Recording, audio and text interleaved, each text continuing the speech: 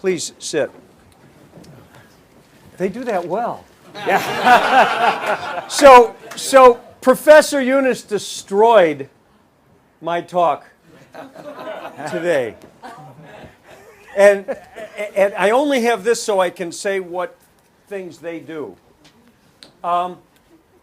He destroyed my talk because a big part of coaching executives, whether it's an entrepreneur who's starting their business or someone who's running a very, very complex business, everything is systems.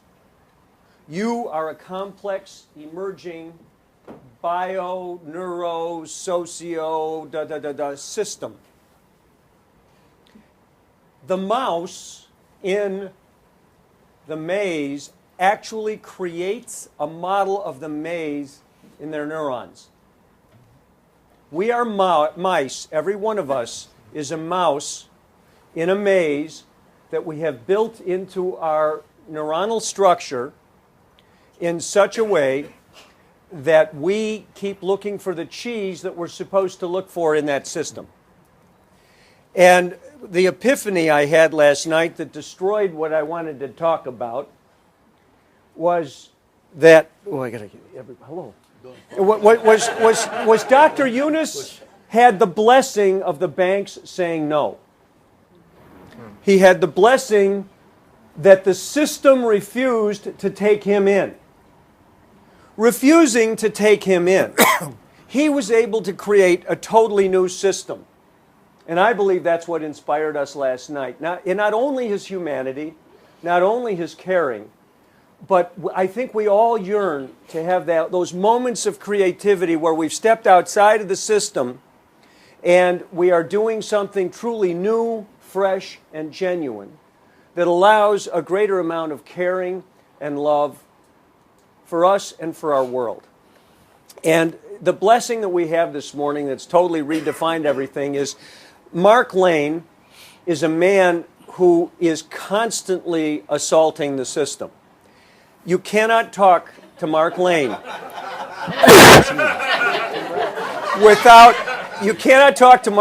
without him starting to fix whatever needs to be fixed in your system. And he does it from a value set. His value set has to do with justice and with workability in the world for everyone. So there are official things I should say about him. He is the chairman of the Illinois Task Force on Social Innovation, Entrepreneurship, and Enterprise, but he's so much more. He is as dedicated and caring a professional as you will meet. He thinks globally. He grasps systems as a whole. And he will be diving into this conversation. And I suggest that we think about our systems today. The system that we've internalized, the systems that are our family, our work, and our world. And that we hold that each one of us is a systems interventionist. Marc can't keep himself from doing it. Brad is our industrial business heavyweight. How many of you have ever seen a CEO who tried to stress his system? Brad had such a profound understanding of systems that he saw his job as CEO of Best Buy. You've got to remember, when he retired, he was the longest standing employee. He was, when there were 3 stores, he stepped in, claiming himself to be a failed ministry student. Successfully, true. Well, we'll see that. We'll see what his sermon is at the end of the day today. I don't know about that. But he gets on top of a $50 billion company, and he realizes his primary job is to stress that system so that the people in that system will be as strong as possible. Where have you ever heard that level of insight, except maybe David Steiner, who is now going to do it to save his life. By the way, David, where are you? Stand up. Give that man a hand. We're going to stand up. For those of you that weren't here last night, David is going to be talking after this about waste management's vision and commitment to a world without waste in 20 years. That is a significant corporate commitment. That is not an ego-based commitment. You do not say things like that. And then Roger Myerson. Roger, 2007 Nobel Prize in economics. But that's nothing. Right, The point is, Roger he had solved systems in thought. You can't say a word that Roger doesn't see what you missed. He's always looking for what's the key element of that system that needs to be changed. And one of his primary aims is to create systems that facilitate the greatest truth, the greatest communication, and the greatest flow, I assume, of capital. I'm taking it further. What? I think the word democracy is what follows. Democracy. So we'll get, I'm always wrong. But he's always brilliant. I love it. I get to learn. And then we have the man who brought such enormous humanity to our world. And you've all seen Dr. Yunus. But I just want to underline a couple things. The man doesn't stop. Most of the world would have been happy to get their Nobel Prize and to just go around and have coffees and do stuff like that. But no! He's not just going to have a coffee. He's going to hit us all in the nose. He's going to say that social business means you don't expect anything out of your capital going into it. Do you know how revolutionary that is? Am I the only one upset by that?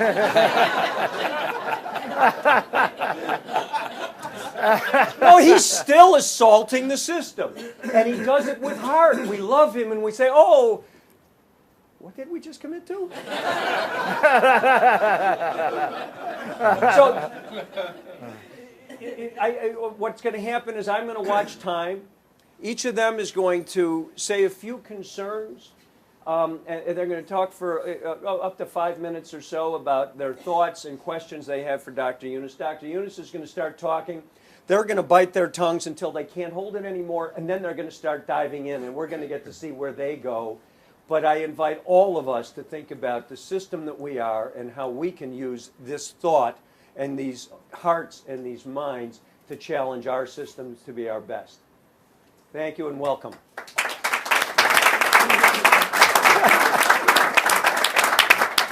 Marc. Bob. Shall I stand or sit or You can lie down? whatever Or? turns you on for your opening, and then I think we'll sit Oh, down. stand, right? So, hello, everybody. First, I want to thank Judith and Bob for their gracious hospitality and the opportunity to serve on this extraordinary panel, and especially with my good friends and personal hero, Professor Muhammad Yunus. I think the personal hero of all of us. Asking a lawyer to limit comments to 5 minutes is really an unnatural expectation. And I'm going to address my comments to you, Professor, if I may. Your work in social business is unprecedented. It's extraordinarily impactful. And it's a reflection of initially of the poverty within your own country. Well, as you know, poverty is not limited to the developing world. Here in the United States, we have 45 million people living in poverty. As a consequence, the social sector is under enormous stress here. And at the same time, we have two phenomena that we have to face. One is philanthropy, as important as it is, isn't up to the task of addressing the deepening social problems we face. If you look at the aggregate assets of foundations in the United States, they still have not returned to their high water mark of 2006. So for charities now to approach foundations, even to maintain their asks, let alone increase them, is an exercise in futility. And at the same time, governments can't be counted on. It has its own fiscal problems at every level. So more and more nonprofits are becoming self-reliant, self-sufficient, embracing earned revenue strategies, creating so-called social enterprises, and social purpose businesses are also emerging. And as a consequence, there are a number of new emerging business forms, models, structures being created in the U.S. We have the Benefit Corporation, which seeks to mitigate the fiduciary risk when managers of companies make decisions that don't drive financial value to shareholders exclusively, but instead are accountable to all the stakeholders of the company. Trying to alleviate the tension between money and mission. We have the social impact bond or pay for success bond, which is a futures contract on social outcomes, enormously promising and growing. We have the Flexible Purpose Corporation in California and other state-specific examples. And I've had a hand in each of these. Then we've had the L3C, the Low Profit Limited Liability Company. The point of the L3C is either as a subsidiary or an affiliate of a nonprofit or as a freestanding social purpose business to facilitate investments by foundations which count against their distribution requirements. So in lieu of grants, a combination of grants, they actually make investments in for-profit ventures that have social purposes, thereby shoring up that venture's capital structure. Those foundations will forego market rate returns. In so doing, they can subsidize market rate returns to other players who come in concurrently or subsequently through a tranched or layered capital structure. The whole point is to engage the investment community, to encourage investors who otherwise wouldn't have a piece of the social sector, now to give them the value proposition they need to invest, and to leverage foundation investment, having foundations serve as social venture capitalists. So, I come to my questions. Each derives from a quote in one of two books of yours that I had the pleasure of reading. And I'll read the quote first, then briefly my question. First is from Creating a World Without Poverty, a book you may have seen. What is it? A social business might be defined as a non-loss, non-dividend business. Rather than being passed on to investors, the surplus generated by the social business is reinvested in the business. Ultimately is passed on to the target group of beneficiaries in such forms as lower prices, better service, and greater accessibility. All noble aims, clearly. My question, do you see value in attracting private capital to the social sector? And if so, don't we need to give investors a competitive financial value proposition to entice them? Second question, again, a quote from a book called Building Social Business. They used your term, social business, in the title. You may have a lawsuit, I'm not sure. Here's the quote. You got a job. You know I work on a third. Here's the quote.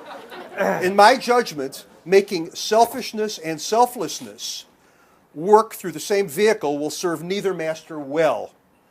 The equivocation between profit motive and the social motive introduces a weakness that will make the L3C less effective in its pursuit of humanitarian goals than the pure social business. Now, you are generally supportive of the L3C, I should point out, but there is this criticism. You know, I wrote the law. So, my question, rather than looking at the motives or judging the motives of these various participants, aren't we better off recognizing that different stakeholders legitimately have different objectives, different investment objectives, along a continuum of social investors all the way to market-driven institutional investors? And shouldn't we be encouraging their support to the social sector based upon the value proposition that they're looking for and that we can give them? So, thank you. I'll look forward to your responses. Thank you. Thank you. That was great. Thank you.